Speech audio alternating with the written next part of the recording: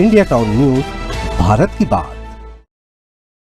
नमस्कार, आप देख रहे हैं इंडिया टाउन न्यूज और मैं हूं आपके साथ आस्था। छत्तीसगढ़ में राष्ट्रीय स्वास्थ्य मिशन यानी एनएचएम के कर्मचारियों की 33 दिन लंबी हड़ताल को खत्म हुए एक हफ्ता बीत चुका है, लेकिन वादों के बावजूद जमीनी स्तर पर कोई ठोस कार्रवाई नहीं हुई है।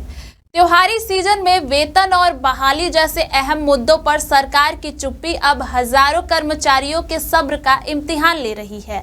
स्थिति यह है कि अब फिर से आंदोलन की सुगबुगाहट तेज हो गई है। आइए आपको दिखाते हैं हमारी यह खास रिपोर्ट।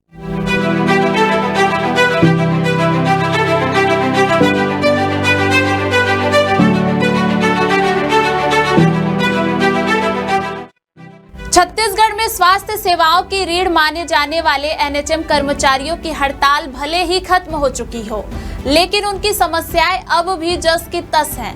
33 दिनों तक अपनी मांगों को लेकर सड़कों पर रहे ये कर्मचारी अब भी उस भरोसे की डोर थामे बैठे हैं जो सरकार ने 22 सितंबर को उन्हें दिया था।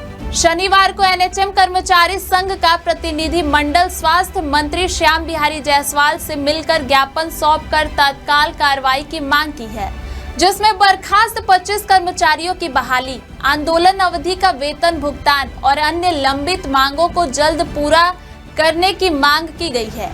एनएचएम कर्मचारी संघ ने सिर्फ स्वास्थ्य मंत्री को ही नहीं, बल्कि राज्यपाल रमेन डेका और नगर विधायक अमर अग्रवाल को भी ज्ञापन सौंपा। वहीं बिलासपुर और रतनपुर में डॉक्टर प्रशांत रात्रे और विनायक पांडे के नेतृत्व में प्रतिनिधि मंडल ने अपनी समस्याएं रखी। दरअसल 22 सितंबर को मुख्यमंत्री विष्णुदेव साय, प्रदेश भाजपा अध्यक्ष और स्वास्थ्य मंत्री श्याम बिहारी जायसवाल ने खुद आगे आकर कर्मचारियों को आश्वासन दिया था कि संविलियन और नियमितीकरण को छोड़कर बाकी सभी मांगों पर तुरंत कार्रवाई होगी।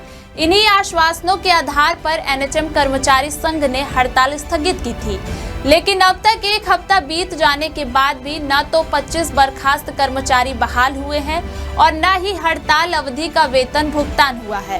करीब 16,000 एनएचएम कर्मी दीपावली जैसे त्योहारों के पहले भी बिना वेतन के हैं, जिससे वे आर्थिक और मानसिक दबाव में आ गए हैं, जिसे लेकर फिर से आंदोलन की आशंका भी जताई जा रही है।